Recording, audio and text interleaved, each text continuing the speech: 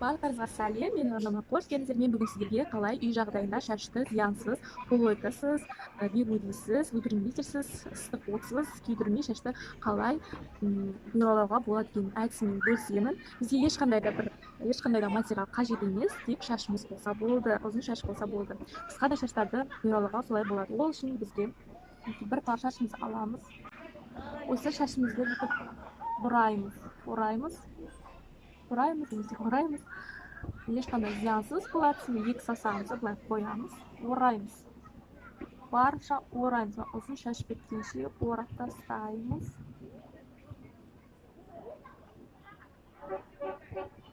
Жоғары жаққа да апаруға болады, төмен жерде істеп тұрсаңыздар да болады. Соңына дейін орап тастаймыз. Барынша қатты істеу керек, өйткені шығып кетеді. Екі болды ғой, енді мына шашты екі саусақтың арасына қоямыз. Сосын шығарамыз. Сосын мына ұзын шаш шығып тұрған шашпен, шығарған шашты екеуін бірге ұстап тұрамыз. Тартамыз жоғарыдан, төмен қарай түсіреміз.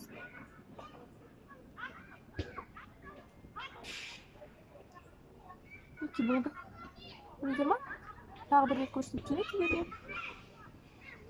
Барынша жұқалаңыздар. Мынау менің алып жатқаным қалыңдау. Жұқалсаңыздар жақсы түседі. Негізі менің шашым қалың, бұйраны ұстай қоймайды. Көп ұстамайды, 2 сағаттан кейін түсіп кете береді шаштың бұйрасы. Сондықтан өте көп бұйраламаймын. Қой сіздерге егер шаштарыңызды бұйралайтын болсаңыздар, жаңағыдай сән салонда немесе үй жағдайында бигудимен, плойкамен бұйралап жатқандар болады. Соларға жаным ашып, осындай өзімнің әдісіммен көрсеткенде жатыр. Үй жағдайында осылай жасауға болады.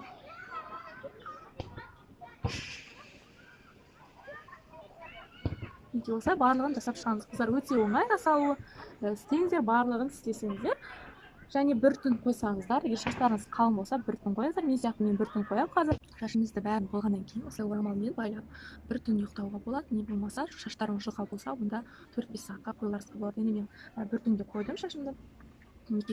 Таңертең тұрғаннан кейін бірден сіздерге видео түсіріп жатырмын. Ақыз көргеніңіз қатты барып саған болатын.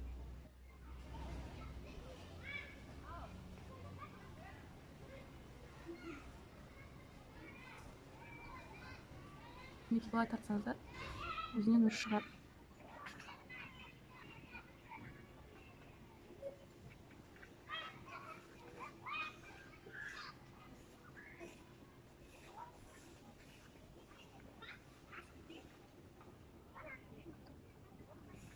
Көріп отырғандай жасау өте оңай. Үйден тез уақытта жасауларыңызға болады. Шаштарыңыз жұқа болса, тез болады. Мен шашым қатты, және менің шашым қалың. Сол себептен мен қиын жасалуы маған біраз уақыт алып отырады.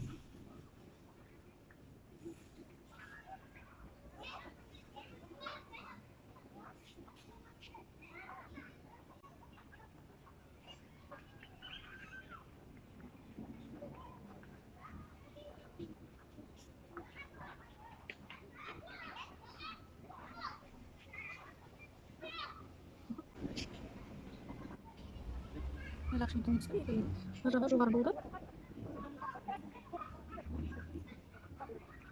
Және мен өзім прическа жасау үшін бұның барлығын істейін жоқ, шашымнан өзімнің прическам бар жасайтын. Артыңғы шашымды қалдырдым да, артыңғы шашыма пучок істеймін. Сосын мына жақтары тұрады, жинап, бұйралаған шаштарымды жинап қоямын. Ал егер барлығын мысалы мен ететін болсам, бұйралайтын болсам, онда барлығын бұйралап істеуге болады.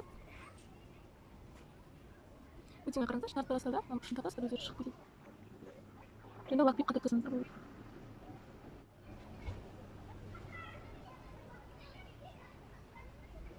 Бір жерге барар кезінде, не болмаса, жаңағыдай неткен кезінде, тойға баратын кезде жасауларыңызға болады, және арасын ашып істеуге болады.